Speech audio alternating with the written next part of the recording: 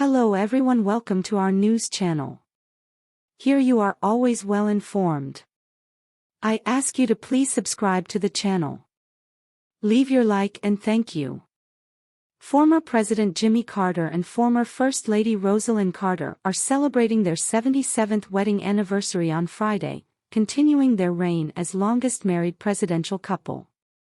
While the pair wed in 1946 while Mrs. Carter was in college and Mr. Carter was home from the U.S. Naval Academy, their love story started about a year prior, when Mr. Carter's younger sister set him up with Eleanor Rosalind Smith, a family friend. After their first date, Mr. Carter came home and told his mother, "She's the girl I want to marry." The Carters moved often when Mr. Carter was in the Navy and their children were all born in different states: John William in Virginia, James Earl III in Hawaii, Donnell Jeffrey in Connecticut and Amy Lynn in Georgia, where the family is originally from and returned after Mr. Carter's service. Back in Georgia, the pair ran Carter's Warehouse, a seed and farm supply company, in Plains and the farm he inherited. When Mr. Carter ran for the Georgia Senate in 1962, Mrs. Carter was a member of his campaign team. She continued to help him get elected governor of Georgia in 1970 and later president. Mr. Carter once said his wife is much more political. "I love it," she said, according to the Associated Press.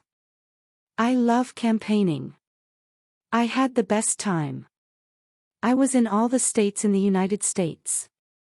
I campaigned solid every day the last time we ran." The couple is known for their strong bond and working together not just during his political career, but afterward as they helped build up Habitat for Humanity, an organization that builds affordable housing, and run the Carter Center, which is committed to human rights and the alleviation of human suffering. Earlier this year, the family announced Mrs. Carter had been diagnosed with dementia.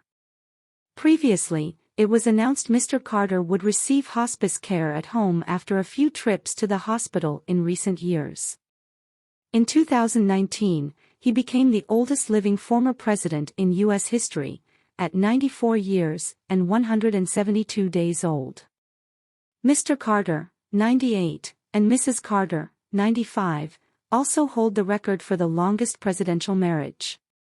President George H.W. Bush and his wife Barbara Bush come in second, with a marriage that lasted 73 years, 101 days until her death in 2018.